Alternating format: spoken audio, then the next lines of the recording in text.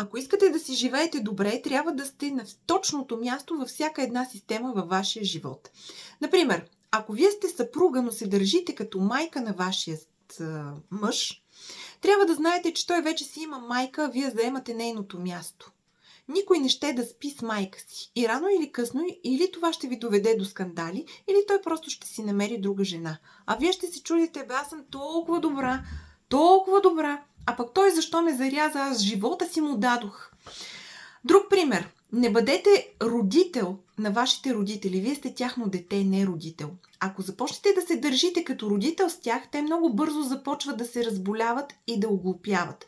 А ако се отдръпнете малко, те просто започват да се възстановяват и да оздравяват. Затова разберете кое е вашето място във всяка една система и просто си заемете мястото. Не заемайте чуждо място. Всичко добро!